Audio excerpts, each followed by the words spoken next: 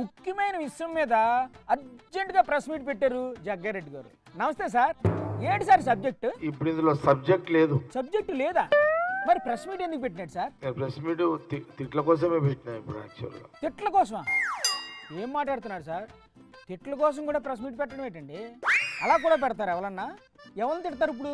ఈటెల రాజేందర్ మీద తిట్టడానికి పెట్టిన, సబ్జెక్ట్ లేదు ఏమి ఇందులో. చల్లకొచ్చి ముందు దాసినట్టు తిట్టడానికి వచ్చి అలా దిక్కులు చూస్తారేటండి. తిట్టండి. నేనేమని తిట్టాలి అనేది ఇప్పుడు లెంకుతున్నా నేను. ఇప్పుడు ఈటెల రాజేందర్ మరి నా కొడుకు ఏంద్ర అది? అబ్బా స్టార్ట్ అయిందిగా అందుకోండి. ఏంద్ర అది? ఏం మాటలు రా ఈటెల రాజేందర్? నీలేండి సార్, ఆయన ఏదో ఆవేశంలో తిట్టుంటారు. నా కొడుకు అంటే ఎవరు రా? నీకు ఏం మాటలు రా ఈటెల రాజేందర్?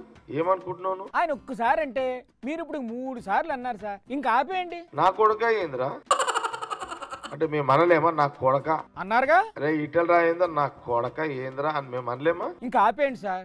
తిట్టుకు తిట్టు, సెల్లుకు సెల్లు, లెక్క సరిపోయింది కదా. మేము తిడితే నువ్వు ఊరేసుకొని వస్తావు రా నాయన. సార్ సీఎంను సైకో అని కూడా అన్నారు సార్. ఎవడు రా సైకో? ఎవడరా?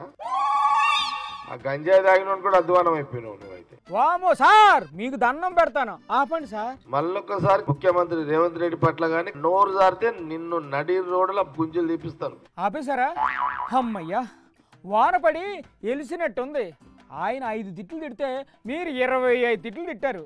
ఇంకా సేపు ఇలాగే ఇంటూ ఉంటే చెవుల్లోంచి రక్తం కారుతుందేమో అని భయపడ్డాం సార్. తెలంగాణ రాజకీయాలను ఒక ఊపే సెన్సేషనల్ బ్రేకింగ్ న్యూస్ చెప్పారు బీజేపీ మాజీ ఎమ్మెల్యే ఎన్వీఎస్ ప్రభాకర్ గారు. ఏంటి సార్, ఏదో బాంబు పేల్చారంట? డీల్ కుదిరింది, రాజీ జరిగింది. ఎవరికి డీల్ కుదిరింది? ఎవరి మధ్య రాజీ జరిగింది? జూన్ 2 తర్వాత